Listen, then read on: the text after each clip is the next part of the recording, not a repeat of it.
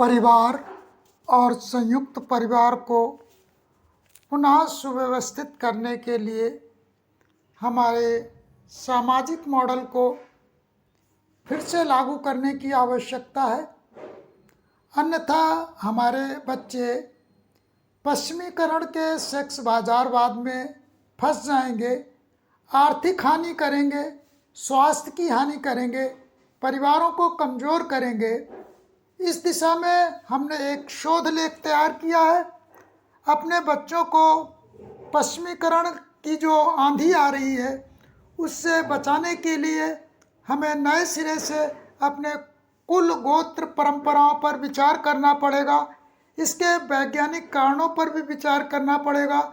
जड़वादिता से थोड़ा सा ऊपर उठना पड़ेगा। हालांकि हमारा विषय है जड़ों की ओर लौटो, लेकिन जड़ों का मतलब ये नहीं है कि आप अवैज्ञानिक ढंग से जड़ों की ओर लौटें, बल्कि वैज्ञानिक ढंग से जड़ों की ओर लौटेंगे तब हमारे परिवार, संयुक्त परिवार सुसंगठित होंगे और खुशहाली बढ़ेगी। जड़ों की ओर लौटो, कुल गोत्र क्या भय दिखाकर बच्चों को सेक्स बाजारवाद में ना धकेलो।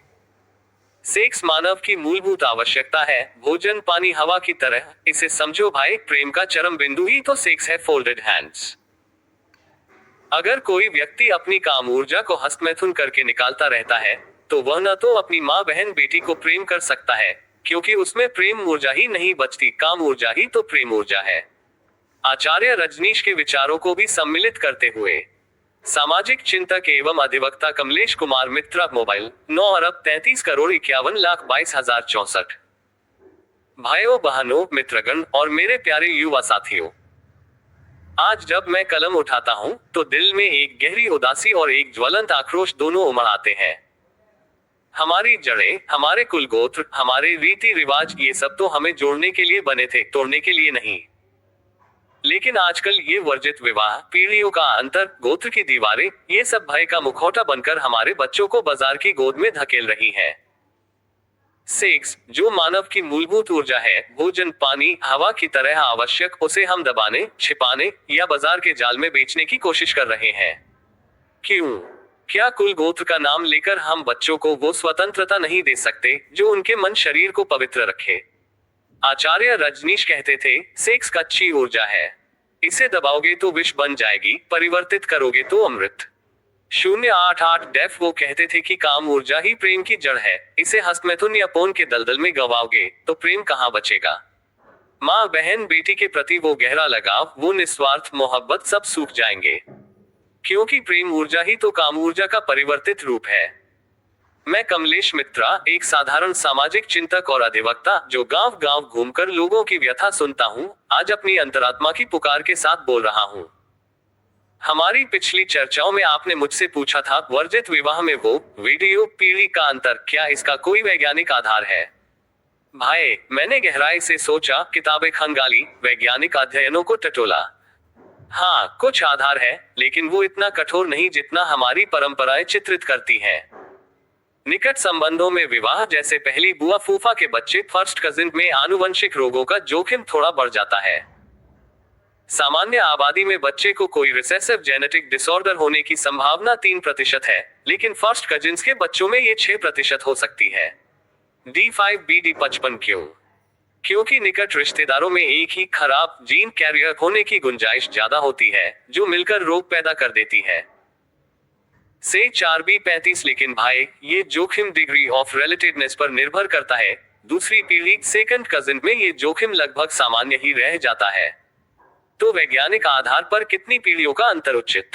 कोई सख्त नियम नहीं, जितना दूर उतना सुरक्षित। लेकिन अगर परिवार में पहले से कोई जेनेटिक रोग है तो डॉक्टर से जांच करवाओ, जेनेटिक टेस्टिंग करो, ये आधुनिक विज्ञान का उपहार है। F0571D। अब सुनो, क्या ये जैविक आधार सामाजिक कर्म से अलग है? बिल्कुल। जब रिश्ते दूर हो जाते हैं, पीढ़ियां लांछित हो जाती हैं, आना जाना बंद, मिलना जुलना ठप, तो हम कहते हैं, चलो रिश्ते को नया कर ले। इसका मतलब फिर से घुलना मिलना, भावनात्मक बंधन जोड़ना।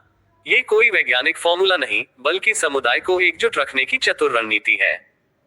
कबीले को बड़ा बनाना, लोगों को भावनात्मक रूप से बांधे रखना, यही कुल गोत्र का मूल मंत्र था। लेकिन आज ये भय का हथियार बन गया है। आनुवंशिक रोग, हाँ वो खतरा है, लेकिन सिर्फ उन परिवारों में जहां पहले से कैरियर जीन है। और गारंटी क्या, दूसरे से शादी करने पर रोग ना फैलेगा? बिल्कुल नहीं। रोग फैलने का खतरा तो हर विवाह में है, बस निकट रिश्तों में थोड़ा ज्यादा। लेकिन शास्त्र सबके लिए एक ही नियम थोपते हैं, ये अन्याय है। और हाँ, आनुवंशिक गुण नकारात्मक ही क्यों देखें? सकारात्मक गुण भी तो होते हैं, बेहतर बुद्धि, मजबूत इंद्रियां, रचनात्मकता। क्यों हम हमेशा डर फैलाते हैं, कभी आशा नहीं जगाते? भाई, अब वो सवाल जो आपके दिल को छू गया, जब दो सगे भाई बहनों के बीच झगड़ा हो, बरसों की दूरी हो, आना जुलना बंद हो, तो उनके बच्चे आपस में विवाह कर ले, क्या ये रिश्ते को नया करना नहीं? हंसते हुए कहूं तो हाँ, बिल्कुल। टीयर्स ऑफ जॉय, ये तो वो पुल है जो टूटे बंधनों को जोड़ देता है। रिश्ते को इतना दूर न ले जाओ कि प्रेम ही मर जाए। कुल गोत्र भय दिखाकर बच्चों को बाजार की ओर मत धकेलो, जहां सेक्स एक कमोडिटी बन जाता है, प्रेम एक ट्रांजैक्शन। अब आते हैं उस मूल ऊर्जा पर, सेक्स पर। आचार्य रजनीश ओशो कहते थे, सेक्स ही वो एकमात्र ऊर्जा है जो तुम्हारे पास है। इसे लड़ो मत, परिवर्तित करो, तब ये उच्च ऊर्जा बनेगी। 76C शून्य तंत्र के माध्यम से प्रेम के चरम में सेक्स को आध्यात्मिक उड़ान दो। लेकिन हम क्या कर रहे हैं? संयम का नाम लेकर दमन। संयम मतलब ऊर्जा को थामना नहीं, बल्कि सही दिशा देना। मान लो परिवार में भोजन ऐसा हो कि काम ऊर्जा भड़क उठे, शरीर में वो ज्वाला सुलगने लगे। तब क्या? घर में ही संसाधन हो, प्रेमपूर्ण स्पर्श, भावनात्मक निकास जो सामाजिक रूप से स्वीकृत हो। बच्चे घर में प्रेम और सेक्स की तलाश करें, बाजार पर निर्भर न हो। क्यों? क्योंकि बाजार पर निर्भरता पारिवारिक ढांचे को चूर चूर कर देती है। आर्थिक हानि पैसे पोन पर, उपकरणों पर उड़ाओगे। सुरक्षा का खतरा, इन्फेक्शन, मानसिक अवसाद। और वो कृत्रिम उपकरण, हस्तमैथुन, फिंगरिंग, पोन, ये आदतें पड़ेंगी तो प्रेम कहाँ बचेगा? व्यक्ति एकाकी हो जाएगा, परिवार का बंधन टूटेगा। ओशो कहते थे, तंत्र प्रेम को विस्तार देता है, साधारण सेक्स ऊर्जा गंवाता है, लेकिन तांत्रिक प्रेम अनंत तक जा सकता है। 2,75,864 घर में ही वो ऊर्जा निकले। माता पिता बच्चों को समझाएं, प्रौढ़ अवस्था के लोग छूट दे कि बच्चे घर की गोद में प्यार पाएं। तब न प्रेम ऊर्जा फलेगी, न कबीला मजबूत बनेगा। मेरे युवा मित्रों, जड़ों की ओर लौटो। कुल गोत्र को भय का नहीं, प्रेम का प्रतीक बनाओ। वैज्ञानिक सलाह लो, लेकिन सामाजिक बंधनों को ढीला करो। सेक्स को दबाओ मत, परिवर्तित करो प्रेम में, परिवार में। आचार्य रजनीश की तरह कहूं, काम ऊर्जा को दमन से विष मत बनने दो, तंत्र से अमृत बनाओ। फोल्डेड हैंड्स, अगर हम आज न जागे तो कल बाजार हमें निगल जाएगा। आओ संवाद करें, मार्गदर्शन ले। मेरी हेल्पलाइन खुली है 9335122064। प्रेम से कमलेश मित्रा। उपरोक्त लेख में हमने इस वाचन को सुना है, जिसमें हमारे विचार सम्मिलित हैं, और आचार्य रजनीश और अन्य विचारकों के विचारों को भी मैंने इसमें सम्मिलित किया है।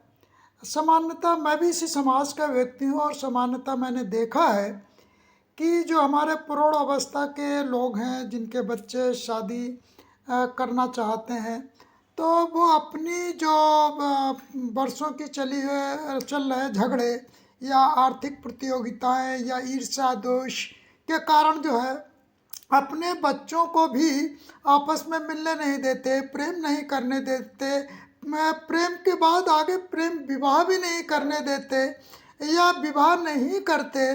तो इस तरह से जो परिवारों के बीच जो दूरियां बढ़ती हैं, तो लिहाजा इस पर नए सिरे से विचार करने की आवश्यकता है। यदि विवाह दो परिवारों को जोड़ने के लिए बना था, तो हमें कम से कम अपने जो युवा हैं, बच्चे हैं, जो विवाह की आयु प्राप्त कर चुके हैं, यदि वो आपस में प्रेम करते हैं, विवाह करना चाहते हैं, तो उसको सहज स्वीकार करना चाहिए। अपने कलेश के कारण, अपने राग द्वेष के कारण बच्चों के जीवन पर हमें इस तरह के अंकुश नहीं लगाने चाहिए। इसी के साथ हम अपनी वाणी को विराम देते हैं। हमारे लेख निरंतर जारी हैं, इसमें आपका योगदान भी बहुत ज़रूरी है। कृपया हमारे लेखों का, हमारे वाचन का प्रचार प्रसार में अपना सहयोग करें। यही आपका सहयोग महत्वपूर्ण है मेरे लिए। सबको धन्यवाद। हमारा इस वाचन को आपने सुना।